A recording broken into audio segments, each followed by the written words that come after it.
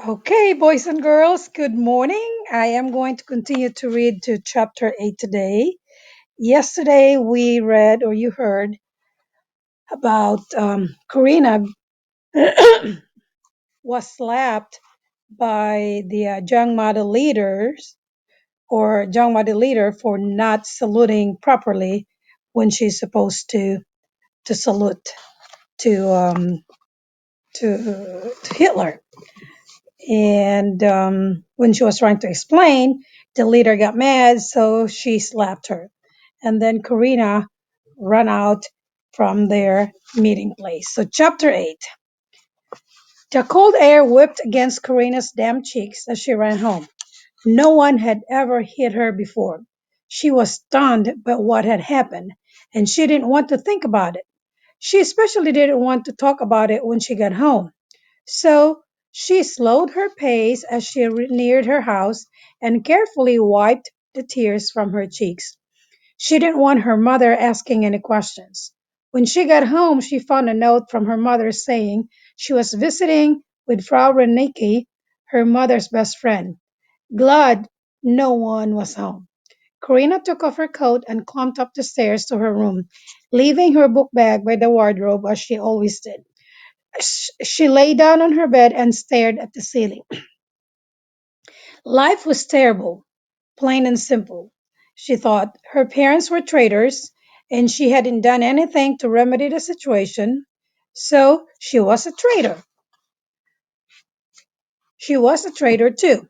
And now she had been slapped by her young model leader. Slapped hard. She lifted a hand to her tender cheek as tears welled in her eyes again. She didn't understand why she had been attacked. Why had she done wrong? Or what had she done wrong? So she had said, Hail Hitler, a little out of unison. So what? Karina twisted over onto her stomach on her narrow bed and buried her face in her pillow as tears began to flow in earnest. The young model hair was hers. It was where she belonged.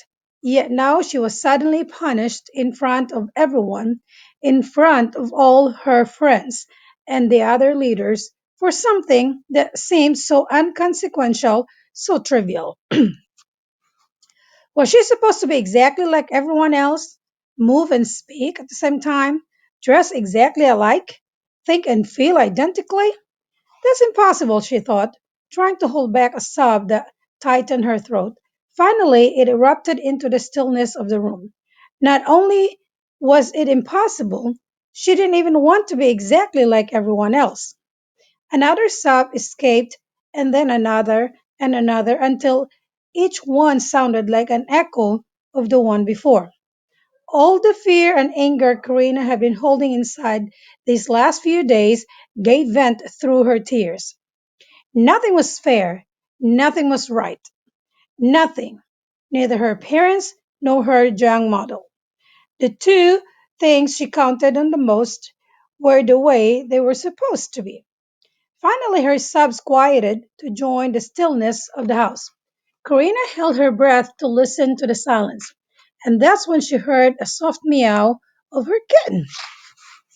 She lifted her hot, tear-stained face from her pillow just in time to see the kitten came scrambling up onto her bed. Karina gathered the little bundle in her arms. Hello, little one, she crooned, sitting up and rubbing her stuffy nose against the silken fur. Suddenly, a thought struck her. She didn't know why she had thought she was alone when this whole time there had been two people not 4 meters away from her bed. She glanced suspiciously at the wardrobe, but it looked firmly in place against the wall. Where had her kitten come from? She wondered, still staring at the wardrobe. Someone had let the kitten out of the hiding room, she guessed, because she was almost sure the kitten hadn't been out before, or it would have been greeted, or it would have greeted her sooner. She was embarrassed to think that the Jews listening to her crying, they had no right to eavesdrop on her, she thought angrily, but just as quickly her anger dissipated. For heaven's sake, she thought, exasperated with herself, What were the Krugmans supposed to do? Knock on the wall and tell her they could hear her, or they could hear every sob and that she was disturbing them? A sudden giggle tried to escape, but it got lodged in her throat, swallowed back just in time. Hiding Jews in a back room was no laughing matter. Obviously, one of them had let the kitten out of the hiding room for a reason, and she had a strong suspicion. The reason was to make her feel better, and it had worked, she realized with a slight smile. Karina stroked the head of her purring kitten while still staring absently at the wardrobe. She didn't exactly like the idea of the Jews being considerate. After all, it was contrary to everything she had ever learned about this contemptible enemy. Just then she heard the front door open. Her mother was home. Laying aside the kitten, she hurried into the bathroom to wash cold water over her heated face, trying to erase all trace of her tears. Karina, her mother called. Karina went downstairs and greeted her mother in the front hall with a hug. Her mother stepped back from her daughter and frowned slightly. Are you all right? I'm fine. Why? Frau Rim shrugged. Your face looks red and you hugged me so hard. I thought you'd crush me. Karina grinned. I'm just happy to see you. What are you making for supper? She asked, following her mother into the kitchen. What do you think? Frau Rem said dryly. Bread and cheese? Bread and jam? Oh, oh, maybe a bit of butter here and there. Karina laughed. Well, it's not too exciting, but you always manage to make everything taste good, Mother. Her mother smiled. You must have had a good day at school today. She tied an apron around her waist. Did you have fun at your young model meeting at school? She asked, glancing at her daughter. Yes, Karina replied, casually avoiding her mother's eyes. We learned a new song for the Fourier's visit. Oh, was all her mother said in response. She changed the subject. Here, peel these potatoes for tomorrow. Karina took a pile from her mother and sat down to peel off the dirty skins. Potatoes and more potatoes. Sometimes they got meat. Sometimes they got sugar. Sometimes they got butter. Times were hard. But then, but they had get better thanks to Adolf Hitler, wouldn't they?